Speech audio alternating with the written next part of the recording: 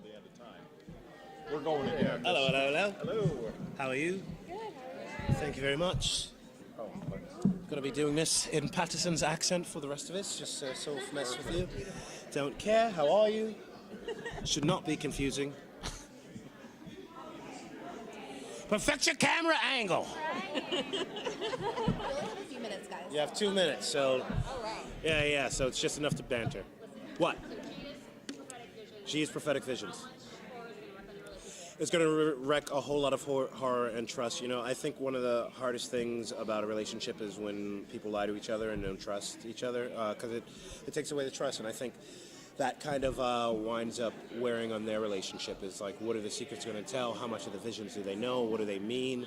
How can they trust them? How do they react? And what does that mean for their relationship? Is she seeing the past? Is she seeing the future? If she's seeing the past, is she really just seeing the future because we haven't gone back to that yet? Mind blown! What else? What do you got? Go. Oh, Go. no. Oh, sorry. No, I really liked Rufus's initiative this season. Like, he came out with Badass. Yes. Right there next to Wyatt, and we called Wyatt on his Yes. and stuff. So, can you tell us more about Rufus's character and those kinds of things coming up this season? Yes, Rufus has grown a little bit. He, definitely is that same guy, still an introvert, doesn't particularly want to go to the past, but he knows he has to, so he's complaining a little bit less about it.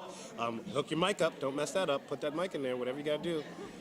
Are you ready? Yeah, so Rufus has changed a lot because I think he's still an introvert, but he's still forced to go out there and be something. So he's definitely calling Wyatt on his crap. He's definitely fighting a little bit more than he used to and really growing, and him and Gia, I think that also is helping to make him grow. What else? Have you ever improvised the names, the fake names? Or are they all written? They're all written. I very rarely improvise fake names. I usually have something. I usually just improvise random sort of riffs and callbacks. I'm usually the fan service ad-libs, like the clock blocker stuff, and like I did something at the Wendell Scott episode where I go, I don't know, I can do the blah blah blah, which for me was a callback to the James Bond episode when he was trying to disarm the nuke. So I do random ad-libs like that. Those are things, which uses a lot more this second season. So Rufus and me are the same sense of humor, so you'll see that a lot more this season. what do you find more satisfying, saving the day from the technical standpoint or from the action standpoint? Both, man. They're both. I really love exploring a hero whose biggest superpower is his genius. But at the same time, I love it when he's able to scrap and surprise himself at being able to be physical with these guys. And how it doesn't come easy to him. It doesn't come easy to him to fight. It doesn't come easy to him to kill a man, but he knows what has to be done. And Kripke talks about, what makes a really interesting character is not someone who's just willing to fight, but someone who doesn't want to fight and is forced to do so anyway. Yeah, because in the fourth episode, because of Gia's premonition, he does end up killing someone. He does. I think didn't want to. Yeah. So, will he be in chance? Will that really put like a... Yeah. I think it's going to be a huge wedge between the two of them, is wondering should he trust these things and what he winds up doing as a result. And how that affects the time team in general. And I think really the visions and their ability to trust each other will really come to a crossroads as the season winds down. I think they both get pushed a lot. Yeah. How do you like filming in LA? So much better than Vancouver. I like heat, and I enjoy going home. Yes. Yes.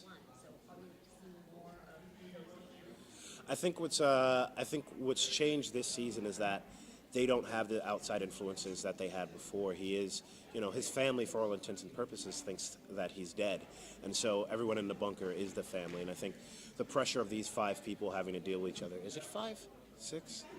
I don't know. You guys will figure it out in editing.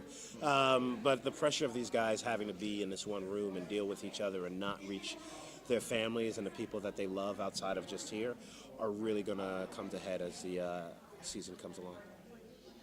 Were you surprised by the intense fan reaction to get the show back? Yes.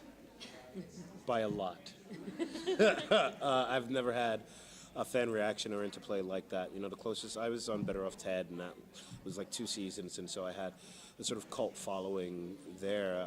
But this definitely took it to a whole new level because this was huge families, kids, moms. You know, my crowd before was, you know, I could tell my demographic. Like white dudes knew me from Sunny in Philadelphia. Black people knew me because I'm black.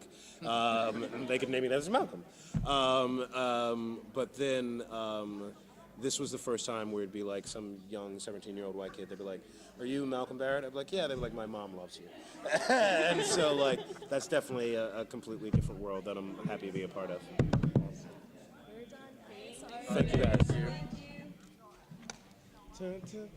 guys.